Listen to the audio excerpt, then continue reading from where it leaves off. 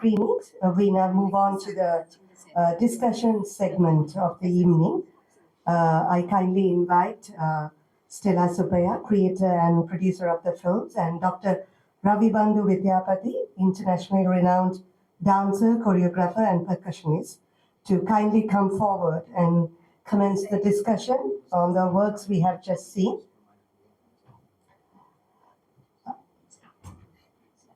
Before they commence the discussion, we would like to honor both Mrs. Stella and Dr. Ravibandhu Vidyapathy. To do the honors, I kindly invite Madam Tanuja Jha and Professor Ankuran Datta, Director of the Swami Vivekananda Cultural Centre.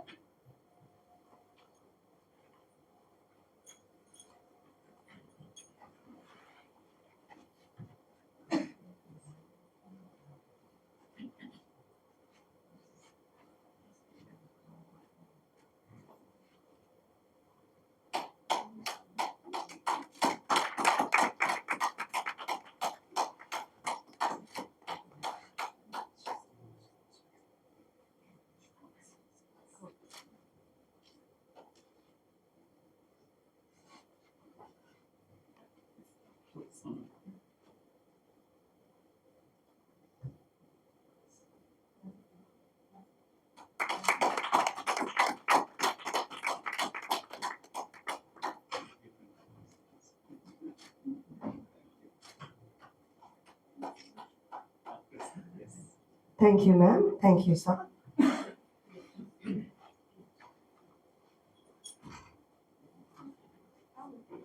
We are going to have a. Dear friends, it's indeed a pleasure and honor to meet you. I'd like to begin like this. Dance films are always a fascinating experience to have. It is interesting to see any object projected as larger than life images. Dance, I believe, is already a larger than life experience, both for the performer and the audience. When a dancer extends her limbs to reach out, she assumes a larger space volume than the normal parameters of a human body. So, thus, it's already a larger than life experience. And when those extended movements captured in a lens and projected on a big screen,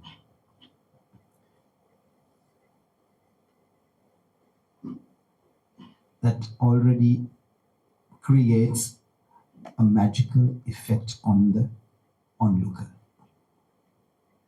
So with those lines as an entree, I'd like to begin the conversation. Well, I wouldn't ask you much about the films because that we've seen. I think it's for the audience to grasp it, and maybe in the next session you can come out with some ideas and of course questions for Stella Ji. I would like to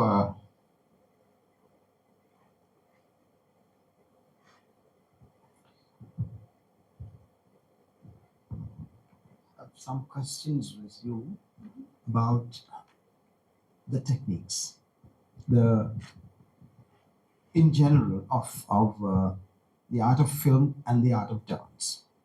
I presume you are, my first question to you is, well, I presume you are a dancer first, a choreographer then, and a filmmaker thirdly. Am I right? You're perfectly correct. This is my second film. Right. Krishna Never Heart was the first one, and Indar Sabha is the second one. But like you rightly say, I'm shifting to choreography, but I'm dancer because I use dance as a practice. Yes. So more and more as I'm getting older, I don't want to perform. I don't want to be on stage.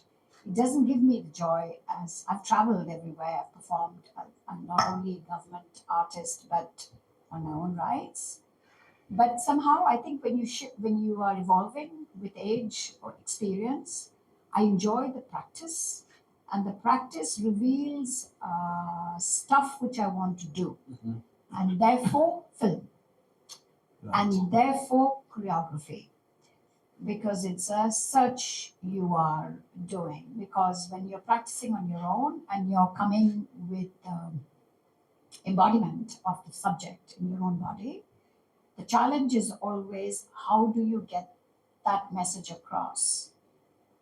So that's the challenge. Is so how do you create a process where you are cultivating an awareness of, like Tanuja ma'am was saying, an awareness of all the senses, because senses plays for me a primary role. So yeah, I mean experiencing it, and then finding a method of how I can translate that as a choreography and as of the other person to experience it. So it's almost like a somatic approach. I call it as a somatic approach of Bharatanatyam. Yes. Yeah. Talking about Inder Sabha, let me explain that Sri Lanka has a direct connection Yes. to the play. Yes, I've read about it. Yes. Perhaps many of these the audience today know about it. That is when the Parsi theatre group, Balipala theatre group, traveled about, and when they came to Sri Lanka, they came and performed this play in their sabha. And this play or their performances were very influential in creating in Sri Lanka a form of, I would say, hybrid theatre called Nurti. Prior to the emanation of our modern theatre in Sri Lanka, which happened in the middle of the 20th century. But this is the 19th century, and this particular play was highly influential when, after they performed it, Sri Lankan theatre makers, theatre directors, or theatre people started making theatre Yes. on those lines, and the kind of hybridization that I am talking about is that the subject of the play is, of any play of that period, were Indian. The music was, of course, truly Indian, and a mix of ham acting. And the performance always took place in the proscenium theatres. So that is the kind of hybridization that I saw in those productions. And that kind of theatre, the performance, the style of acting, the costumes, the music, the ragas, the songs were all based on classical ragas. Yes. And the harmonium and the tabla were the main instruments in those Yes. performances. And that really paved way to the emanation of this theatre form called Nurti in Sri Lanka. The word itself is a distortion of the Sanskrit word Nritya. Nritya, Nurtya, and Nurti. And the later playwrights and directors of that particular style borrowed themes from all over, Yes. mainly Indian themes like Ramayana, and then Shakespearean themes. So that way, Inder Sabha has a direct connection to Sri Lanka. So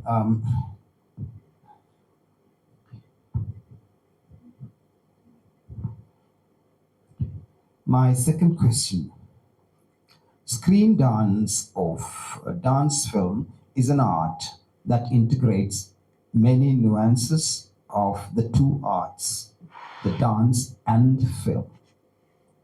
It involves good collaborative process of the artists, the choreographer, and the cinematographer to produce a good work of art. And it's a perfect marriage, I believe. They say that one should choreograph for the camera, but dance primarily uses the space, the ground and the aerial space.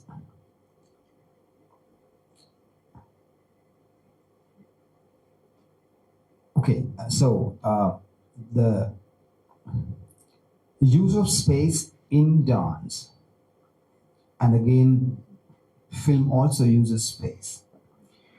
My question is, in this process of bringing these two elements together, do you primarily choreograph for the space, or your focus is more on the camera? It's the space and it's the context. So when you have a proscenium theatre, it's the theme. So I always need to have a dying question in myself before I go into choreography. So like I was speaking to Mr. Datta previously, is that I've done many work. So things like Matta Vilasam I've used it as a dance of the drunken monk. I've worked with great scholars. I've done corporealities, which is the reality of the body, looking at the Sangam poetries, the English war poems. I have worked with, lots of different stuff, and it's always a context. I've used Tamil Boys Don't Dance, which is again looking at why Tamil boys don't take dancing. And again, it's the gender issue aspect of it as well. So it's again connected to why I dance and what is it which you want to convey with the people, with the rasikas, with the audience. What is it you want? I'm not going on the high presentation of the rasa, and that's taken for granted. But there is an also an aspect of it where you have to cultivate the senses. So any performances you go to, good ones. There are in today's time lots of rubbish which is happening. But if you're going to good ones, I remember we used to go for music and dance as we were very, very small. So we would just go, and India has a tradition of not stopping you from going. It's a mayhem. You'll be sitting there, there'll be dance going on, music going, good musicians, and the kids are running out, in, out, in. So what it is doing is it's cultivating your ears and eyes to actually appreciate something which is produced in a very skilled manner.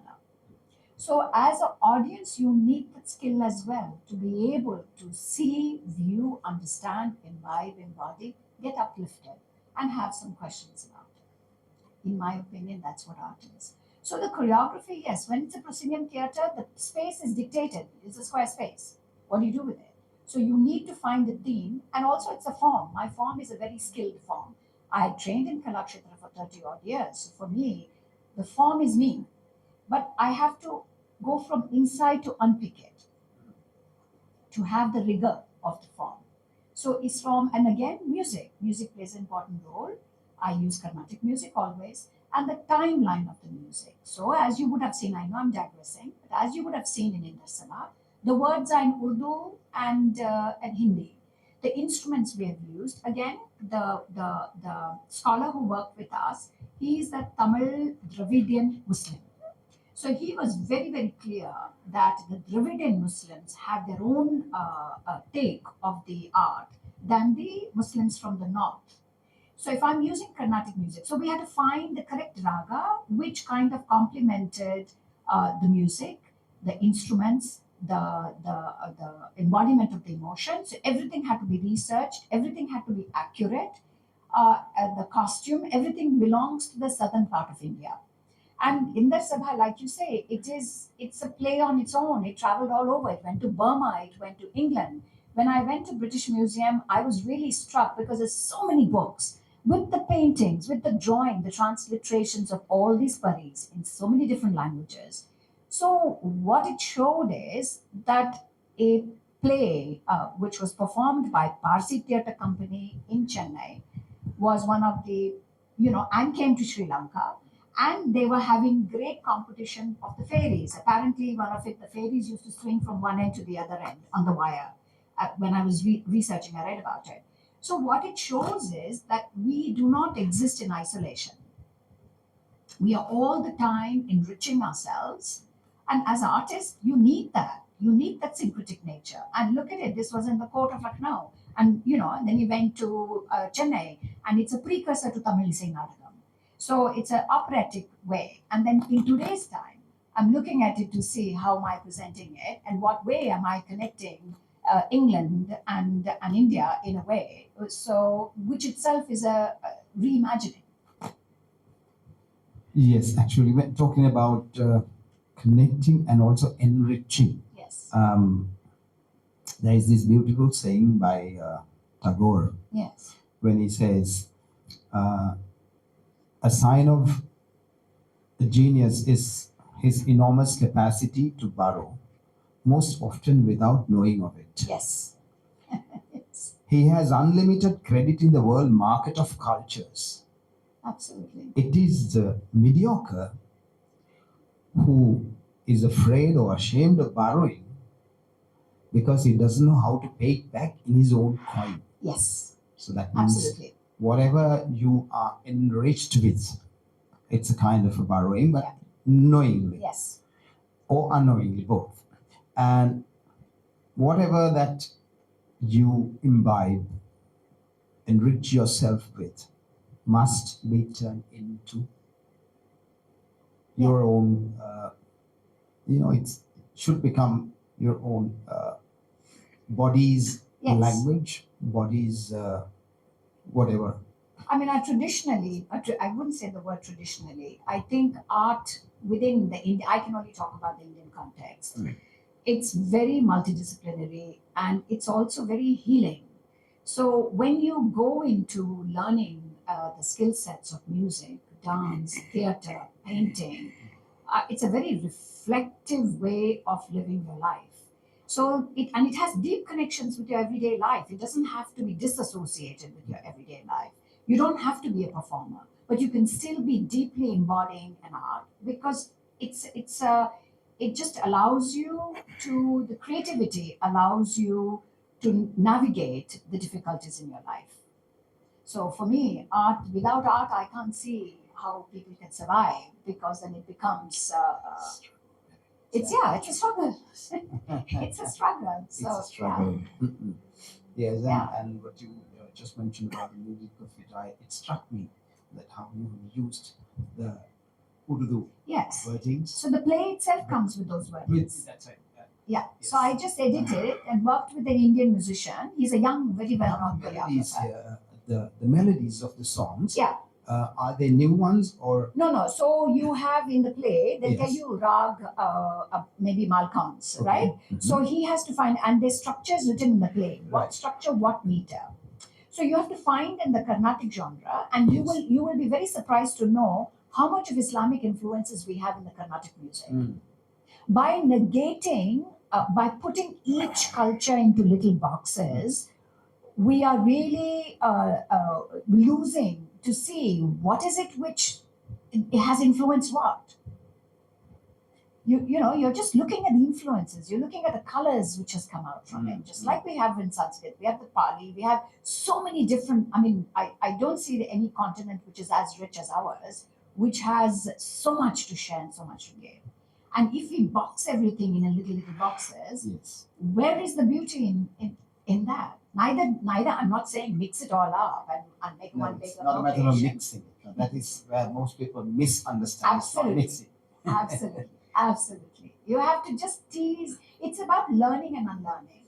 Exactly. It's you have to really burrow, like you said. Tagore, my dad went to Shantiniketan as well, so he's one of the Guruji's old, one of the earliest students. Right. So we grew up in a family of, for us, art was a way of life. So it's the burrowing in of a subject, and then again you have to be mindful that you don't appropriate. Mm. I cannot do Candian dance. I'm not a trained Candian dancer, and neither am I culturally. I can understand the nuances of the body of what it is to be a singer. I cannot, right? So I am mindful of that. So I will work with you, and I will never say. So then I will then take, watching you, I will take something which will just buzz me, Hmm. and then reinterpret it in my own way and represent it. But I will not copy it from you because I will not be true to it. So that it avoids being superficial. Yes, yes, that's it. So basically, that's the whole thing about it.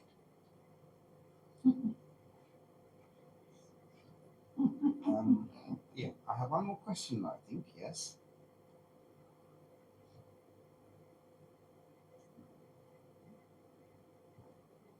Yeah, this too is rather technical.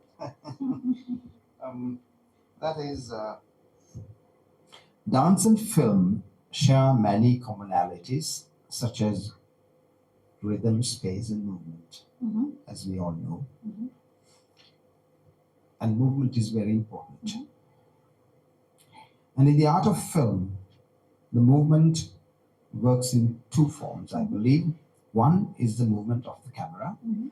the other is the movement of the object in the camera, Mhm, be it mhm, a person, mhm, an animal, a tree. mhm. So the movements, horizontal, vertical, diagonal, the zoom ins, zoom out, all that, Mhm. and the movement of, in this case, the dancer. Um, how do you tackle these two when juxtaposing them?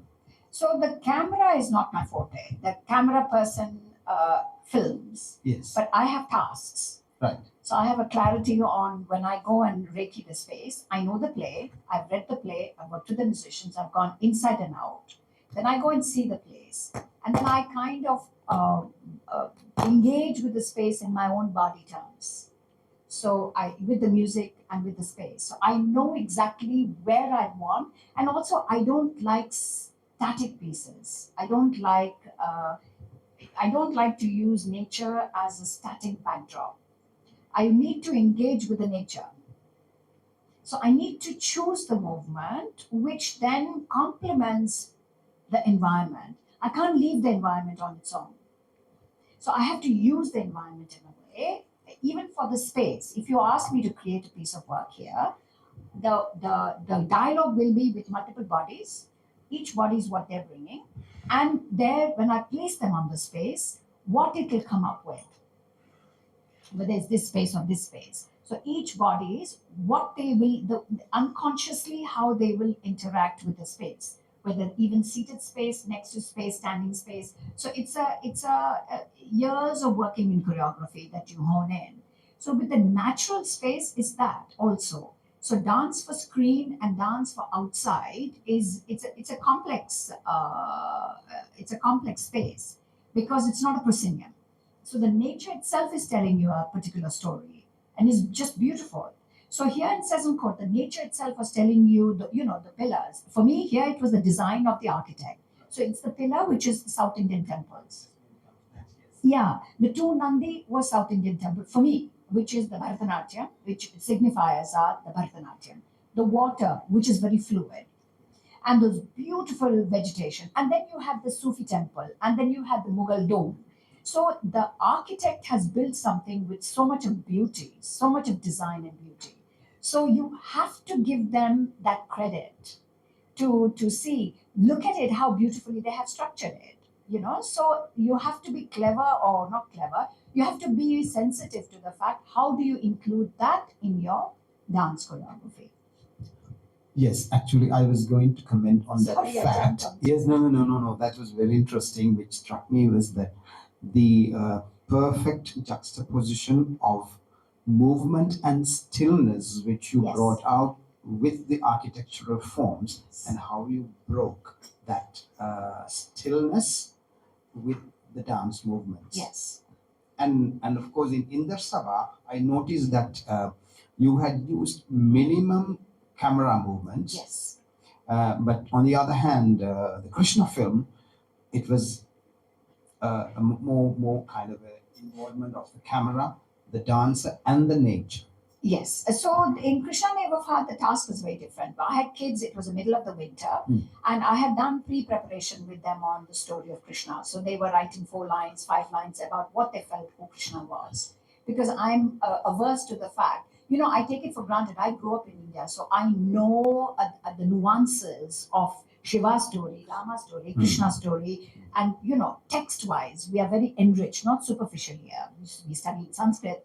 So for me, how do I tell these children who come from a very different world, but I want them to partake in something which is so beautiful? So they have to write something about Krishna. So all of them wrote 4 lines about Krishna. So, and then we took Krishna out into the nature. So there's a contrast. So outside it's completely cold and bleak. It's in the middle of the winter in England. And here these dancers are colorful. And okay, there's no very strict form. They were just jumping around because I said, okay, Krishna, just have fun. Feel the texture, feel the color, feel the blue, jump. Just have fun. So there was some task which we did. And then, of course, we had a camera person who filmed. And then we edited. It was also one camera. Same as in the Sabha, one Yes, camera, one one camera. camera. I can't afford to have. With the budget is always very tight. So it's always like we can only afford to have one camera because the money goes in for music recording, the money goes for editing, the money goes for various other things if you want to come up with a really good piece of work. So the money is always very tight. So you use less amount of money on camera and you prep. You prep a lot. You really see the place. You break the music. It takes almost a year to make. For me, it takes me 1 year to read, research, chat, work with other, think about it with other artists, other collaborators, and then yes. And also, I need to have a buzz. I need to really, it's like a worm in my ear. That needs to just go in, and I need an obsession. So I was telling Professor Datta as well that today, now I'm working on the early missionary music, which came to southern India. It came to the Danish, from the Danish East India Company, it went to British East India Company. And the missionaries, the first Kurvanji, if you know, is Yes, like an yes. opera, right? Yes, So ma'am. the first Tamil Kurvanji was written. And simultaneously, this gentleman has written on Bethlehem Kurvanji. Oh. So it's very interesting because then you're looking at it, what inspired what, and what did he take theologically? What was his theological impulse when he created Bethlehem Kurvanji? Because he was watching the other Kurvanji being played in front of the temples. So yeah, it's again. So interestingly, that too has a direct connection to Sri Lanka. Does it? Yes. When Father Jacome Gonzalez came here. Yeah, from the Portuguese. The Portuguese. Yes. So this is apparently the Portuguese. Sorry, we are digressing. Okay, we are not. So when the Portuguese came to Tarangambadi, Yes. they built the church, the first church where there's hardly anything left. So the church, they only brought in their connection with trade. Then when the Danish came, they built the fort and they built the church. And they brought these Lutheran priests to Ziegelbach. He was the Lutheran priest who came in. And he got really inspired by the Tamil culture there. But he couldn't engage. We have a myth in our head to think that all low caste people got converted. Actually, it's not. It's not. So what he did was he taught himself Tamil, and he wrote the first Bible, and then he looked at the upliftment in a different way. And this gentleman who has written this Bethlehem Kurvanji, he converted, but he didn't come from a low caste family. So it's a very interesting take to see. And he was greatly inspired by the Siddha culture. So the Siddhas are atheists, and they were very predominant within southern India and Kerala. And that's the medicines which we are following. The Siddha medicine, which it's very much in Sri Lanka, very much in India. Siddha Ayurveda, Siddha medicine. So the Siddhas, well, they had greatly inspired these missionaries who were working during that time. So it's interesting, when you have your own pathways to make up your own mind. I don't want somebody to tell me that this is green. I need to know for myself that this is green. So you have to do your own independent researches to find out, okay, this is green for you, but I might find something else. I might find green blue in it. So yeah, so that's Like some of those things have have always been very natural processes. It's more than somebody coming and introducing something, and like especially in the case of the arts. yes, that's why it's very limited, right? Because it's very boxed. You can't have art as boxed. We are always borrowing or inspiring. You look at Mondrian, you look at Kandinsky, Yes. you look at any of these artists. They were coming to the East, they were going to Hawaii, they were going Yes. everywhere, and it's Yes. reflected. Why is it that it is not the same for us? Exactly. Yes. Yeah, I mean, we are so precious about. So we have to watch and see. Appropriation is totally different. But we have to see what is inspiring and exciting us. And we have to really collaborate and work and understand and go deep and see the commonality, or maybe not even common, and differences. Differences. Yes. Yeah. That's very interesting. Yeah, yeah. I was just talking about this form of theatre that was The formed in Nurji. Sri Lanka prior to the Nurji, the form that was inspired by. You made me very curious now. and which came along with the missionaries from India who had their South Indian experience. Absolutely. And when they came down here, they preached using the South Indian Yes. baby tunes, Yes. Yes. That kind of approach they had. And that paved the way in Sri Lanka for our traditional passion plays. And later, yes, a form of theatre called Nadagam. Natakam, of course, which uses Carnatic ragas and a drum called Maddala.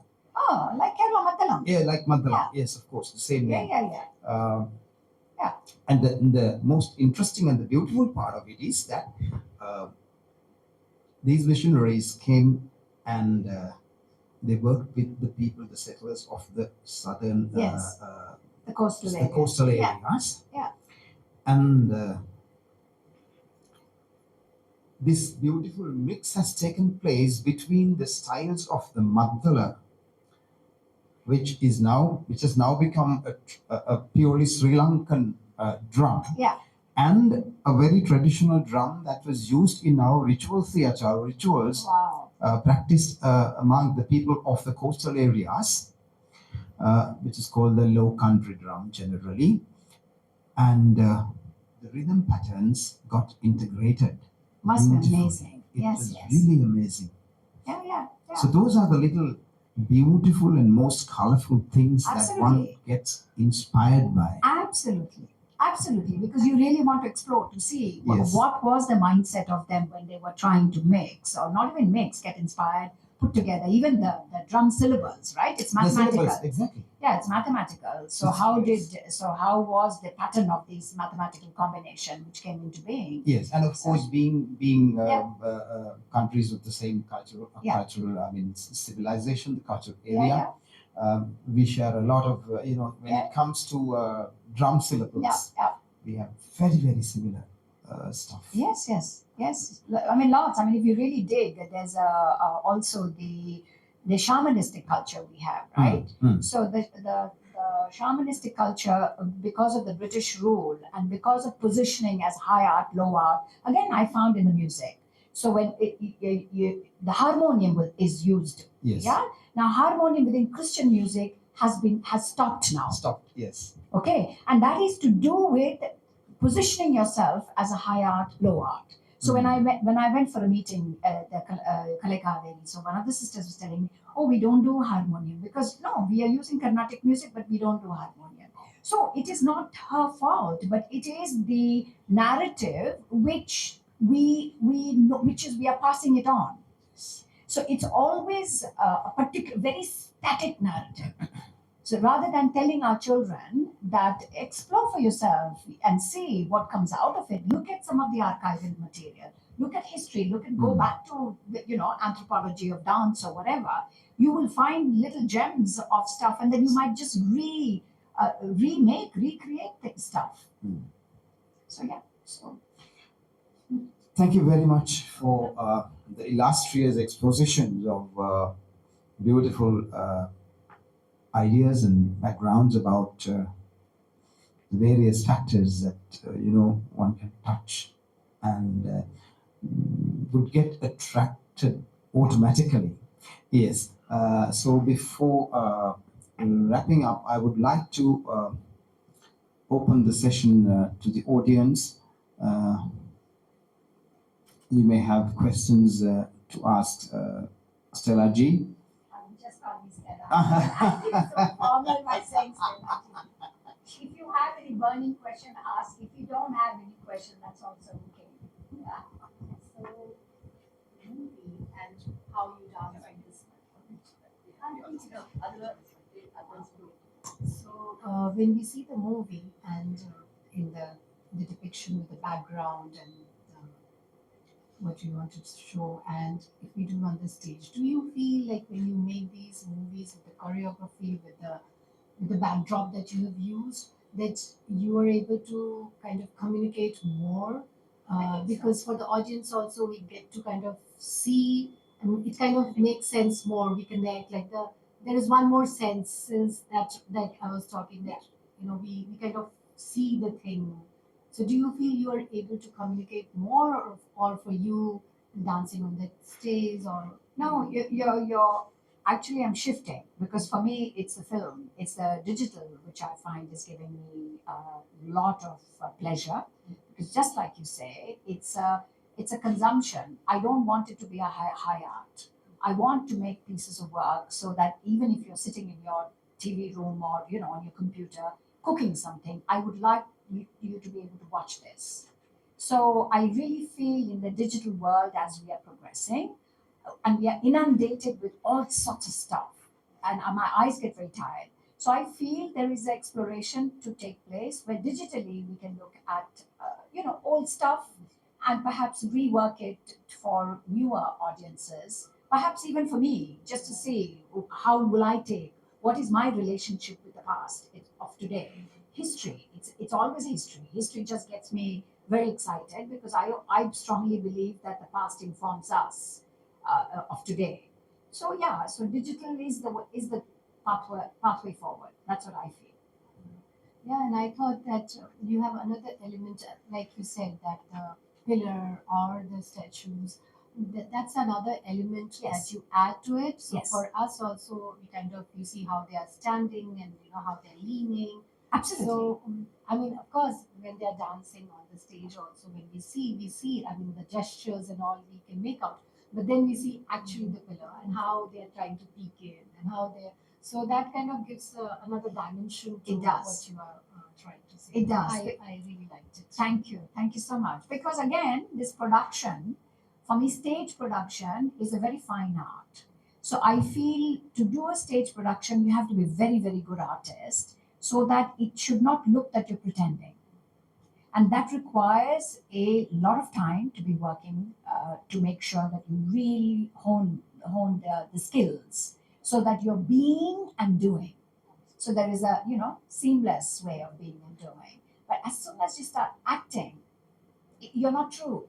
You're really not true to it. And it's a skill. And our art form gives you that. From the Kuriyatam to Bharatanatyam to all art forms, even the Canadian dance, all. It is that holding, it's that Kriya or yogic stage we have. I don't want to use these words because I know it comes very heavy with lots of esoteric. I'm being as practical as possible. So we learn the skill sets of actually focus on holding and being in that space, and with our eyes also we are learning to not have sharp like that, but really there's a softness. So these are all acquired through our training skills. So, yeah, I mean, I can just go on and on. It's just like, thank you so much.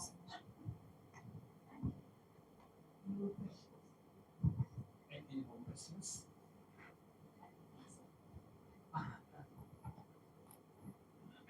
Okay, then we'll conclude.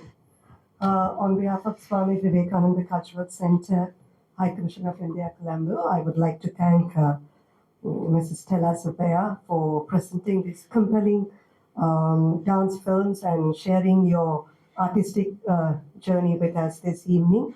A very special thanks also goes to Dr. Ravibandhu Vidyapathy for joining us this evening and also enriching the discussion with his thoughtful insights. Thank you very much. And thank you, Madam Cha, for your kind presence this evening. And also, ladies and gentlemen, thank you for being here this evening. You all are cordially invited for some refreshments. Thank you.